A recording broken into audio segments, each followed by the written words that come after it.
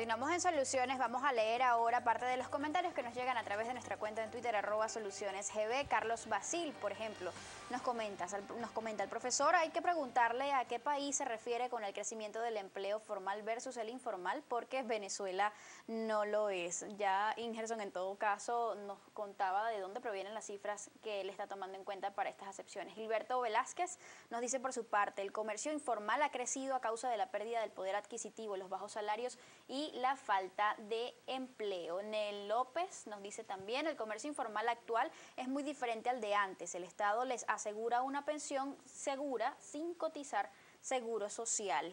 También nos dice nuevamente Gilberto Velázquez por acá, de igual manera muchos que tienen un empleo formal recurren al comercio informal para tener otro ingreso. Ya pues tenemos un último comentario por acá. Vamos a estar leyéndolo un poco más adelante. Sin embargo, pues nos llama mucho la atención esto que tiene que ver con el hecho de que el empleo informal o el comercio informal es una manera también como de, fortalecer ese ingreso que tiene de repente el trabajador de una empresa formal en Venezuela. ¿Es esto así? Claro, porque hay una inflación que es la más alta del mundo. ¿Qué es lo que pasa con la inflación?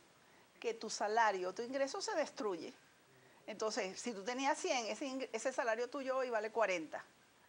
O sea, tú puedes adquirir el 40% de lo que comprabas antes. Y esa es la realidad que enfrenta el venezolano. Yo muchas veces me monto en un taxi y el señor me dice, bueno, yo soy ingeniero, pero con esta inflación yo no puedo pagar la renta, yo no puedo mantener a mis hijos, entonces tengo que matar tigres, pues. Hay que buscar otros ingresos. Hay que buscar porque la inflación nos está matando. Ingerson, ¿qué tan fácil es en Venezuela de repente adentrarse en el mundo del comercio formal? Tener una empresa, registrar la empresa, todo esto. Ahí sí hay que reconocer que nosotros tenemos una gran traba burocrática a la hora de registrar una empresa, pero el gobierno nacional ha estado tomando medidas y hasta hace poco, cuando el presidente Maduro anunció el sacudón, una de las principales cosas de las que habló fue sobre la simplificación de trámites, ¿verdad? Y designó a un funcionario que ha venido teniendo éxito en todas sus gestiones, como fue Dante Rivas, para resolver ese problema. Eso no solo pasa en Venezuela, ¿no? Hay una estadística internacional que, sobre todo en Latinoamérica, existe muchos permisos para tú formalizar, pero creo que actualmente el gobierno tiene claro eso y pronto esta unidad, no se sabe si va a ser una superintendencia o no, de simplificación de trámites, va a dar los primeros resultados al respecto. ¿Se encuentra o no el comerciante informal al margen de la ley, Isabel? Bueno, la ley del trabajo no tiene nada que ver con él, o sea, no tiene ninguna protección laboral. Okay. Seguridad social no tiene. Acceso al sistema financiero no tiene. Acceso, claro, a los servicios sociales, porque también hay que pensar en el comercio informal y también en la gente que ha construido sus viviendas informalmente, que no tienen el título de propiedad. Entonces, esta gente, que es parte del mundo de la informalidad, no tiene acceso a servicios sociales. Una de las grandes peleas de ellos, por ejemplo, es que le pongan un medidor de luz, para ellos tener una constancia, pagar y poder reclamar los servicios.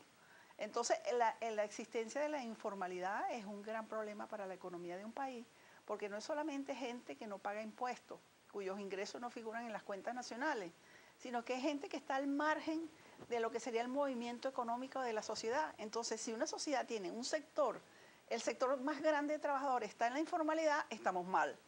Entonces, ¿cuál debería ser la orientación? ¿Cuál sería la solución?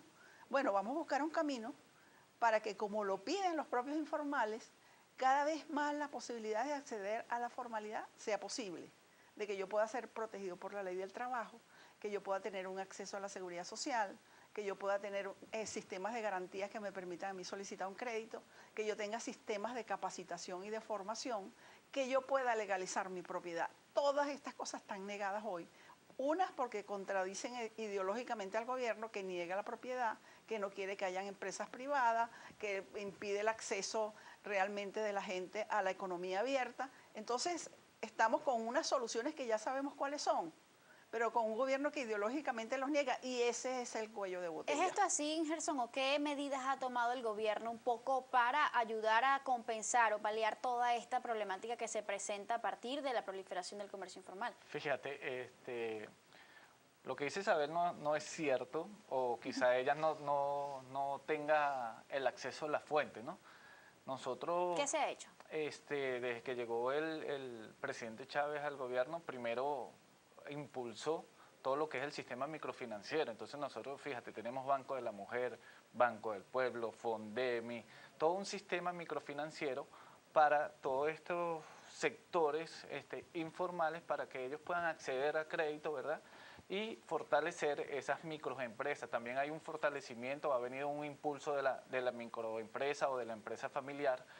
También fue dentro de este gobierno que se ha impulsado, y creo que lo dijeron por ahí en Twitter, se ha impulsado el tema de la seguridad social. El empresario informal, ¿verdad? Tiene un llamado a que él se vaya a formalizar y que vaya a ingresar sus datos dentro del sistema de seguridad social para que pueda cotizar. Desde cosas muy simples hasta los mototaxis, que hoy es una fuerza de trabajo, ¿verdad?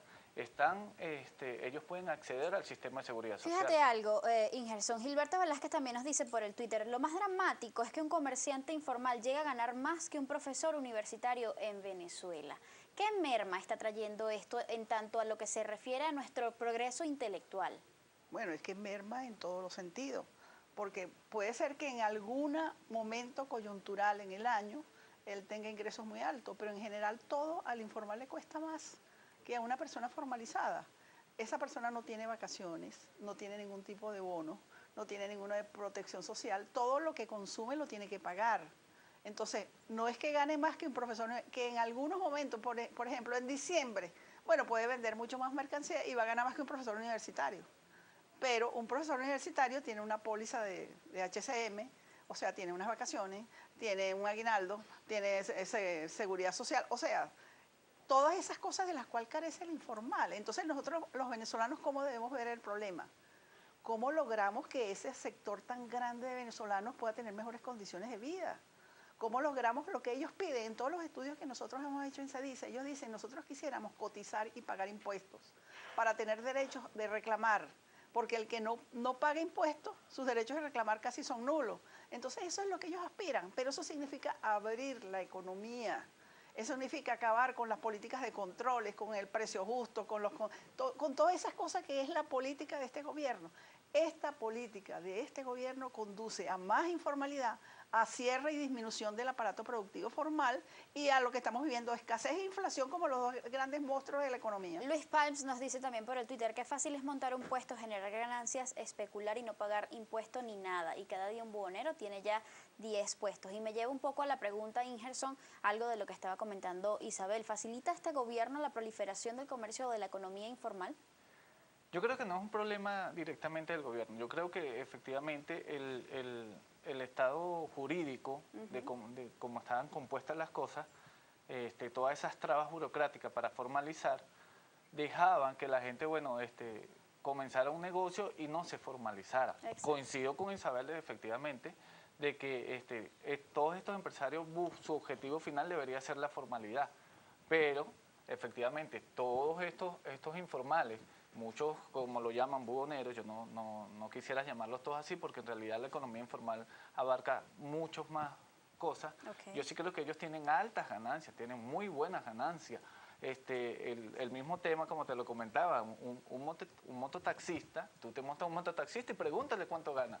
Si una carrera te vale 100 bolívares y ellos hacen 10 carreras diarias, son 1000 bolívares diarios, terminan ganando 30.000 bolívares, ¿verdad? Entonces, efectivamente, la informalidad no solo va a afectar a la persona, sino que afecta al Estado, afecta toda la estructura del Estado, porque bueno, no hay pagos de impuestos, no se incluye eso dentro del Producto Interno Bruto. Un alto impacto a la economía nacional. Claro, hay un impacto que hay que formalizar. Fíjate que los países europeos actualmente están metiendo actividades ilícitas para el cálculo del Producto Interno Bruto. En el caso de Holanda, Irlanda, España, la prostitución, las drogas, ahora se calcula dentro del Producto Interno Bruto. Es decir, están incluyendo eso como una formalidad para el cálculo de la economía.